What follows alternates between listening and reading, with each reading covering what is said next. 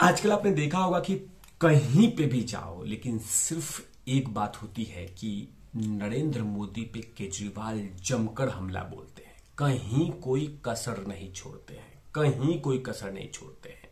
उनके बीमारी के बारे में उसको नींद नहीं आ रहा है, पढ़ा लिखा नहीं है, भ्रष्टाचारी है, ये है वो है, ईडी के पीछे लगवाता है।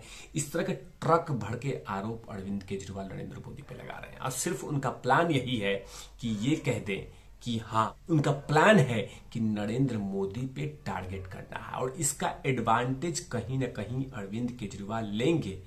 और वो पूरी तरह से प्लान बनाए हैं कि नरेंद्र मोदी पे हमला बोलना है, इसका एडवांटेज लूंगा, नरेंद्र मोदी पे हमला बोलूंगा और एडवांटेज लूंगा। उसी की बात करूंगा कि कितना दिमाग से शातिर तरीके से खेला जा रहा है खेल को, और केजरीवाल जमकर खेल रहे हैं, इसी की बात करूंगा। नमस्कार, आप देख रहे हैं तिवारी भैया, मैं हूं वेद प्रकाश। दरअसल ये है सुकेश चंद्रशेखर। लगभग 200 करोड़ का घोटाले का मामला चल रहा है। ये चंद्रशेखर, सुकेश चंद्रशेखर मनी लॉन्ड्रिंग के मामले में ये फंसा हुआ है। सुकेश चंद्रशेखर यही व्यक्ति अब सीधे तरह के डंके की चोट पे कह दिया है कि इंतजार कीजिए, मैं बहुत बड़ा खुलासा करने वाला हूं। इंतजार कीजिए, दिल्ली का मुख्यमंत्री जेल में होगा। इंतजार कीजिए, पैर तले जमीन खिसका दूंगा। इंतजार कीजिए। इस तरह की तमाम बातें सुकेश चंद्रशेखर ने कहा है।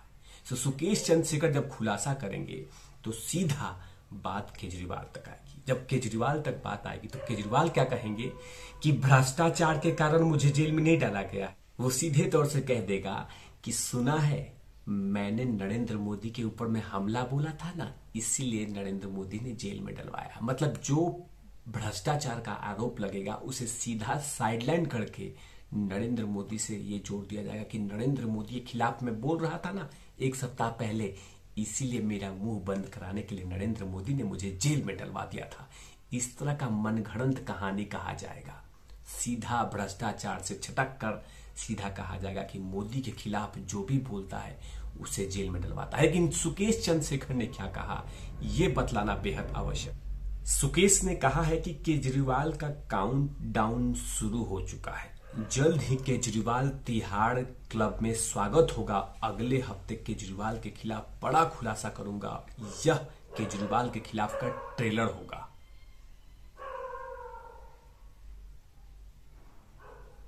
वहीं अपने जन्मदिन पर जेल में 5 करोड़ 11 लाख केजरीवाल के खिलाफ ट्रेलर होगा। वही अपने जन्मदिन पर जेल में 5 करोड़ 11 लाख देने का प्रस्ताव पर बोला कि चंद्रशेखर ने कहा कि यह मेरी तरफ से एक छोटी सी भेंट है, मैं अच्छा इंसान बनने की कोशिश कर रहा हूं। यही बड़ी बात है जो लगातार केजरीवाल को सताया जा रहा है। तो केजरीवाल ने इसको डाइवर्ट करने की कोशिश करके सीधा कह दिया है कि नरेंद्र मोदी भ्रष्टाचारी हैं। आजाद भारत का सबसे भ्रष्टाचारी कोई प्रधानमंत्री है तो ये नरेंद्र मोदी है। 12वीं पास है, पढ़ा लिखा नहीं है, ये अनपढ़। इस तरह के बहुत सारे तीखे कटाक्ष किया है।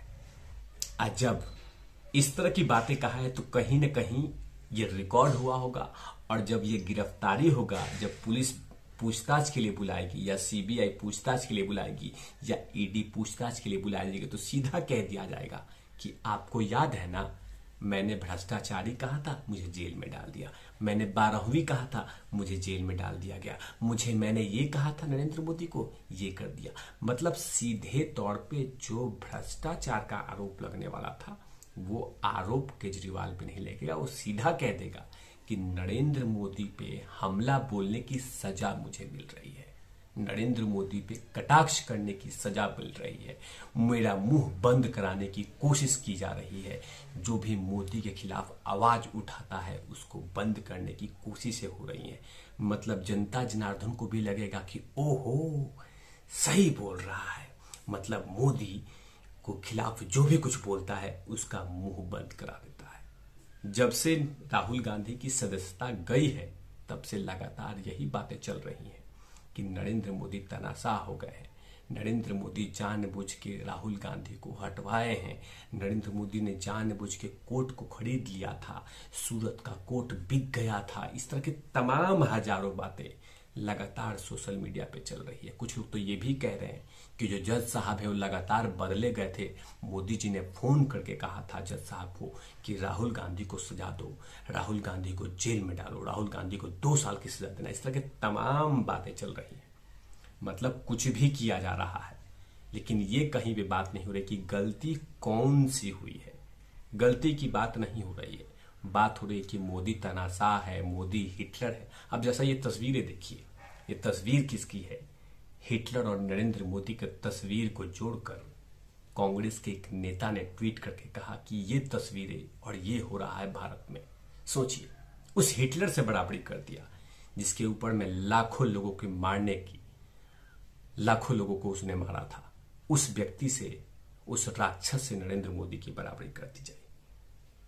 सोचिए, अगर हम लोग ने ऐसा कर देता, अगर राहुल गांधी का या किसी सोनिया गांधी का इस तस्वीर से जोड़ देते, तो सोचिए हम पे कितना एफआईआर होता। लेकिन आज कहा जा रहा है कि नरेंद्र मोदी हिटलर है, हिटलर की तरह चेहरा इसका दिखता है।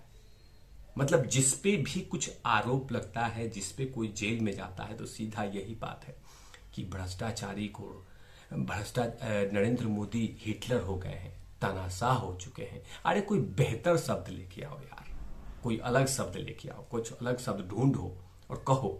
लेकिन बार बार यही कहा जा रहा है कि भ्रष्टाचारी, बार बार यही चीजें कि हिटलर है, ये है, वो है, तमाम चीजें।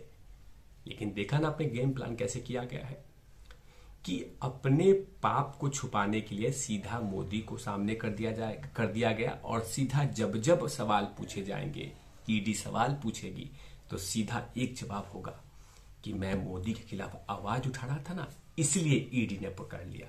मैं मोदी के खिलाफ आवाज उठाता ना, इसलिए सीबीआई ने उठा लिया। मैं मोदी के खिलाफ आवाज उठाता था, इसीलिए मुझे मुख्यमंत्री पद से हटा दिया, ताकि भ्रष्टाचार पे इतना बड़ा पर्दा लग जाए मोदी का, और ये जनता जनार्दन को साबित कर दिया जाए कि नरेंद्र मोदी तानाशाह है, नरेंद्र मोदी जानबूझ के करता है।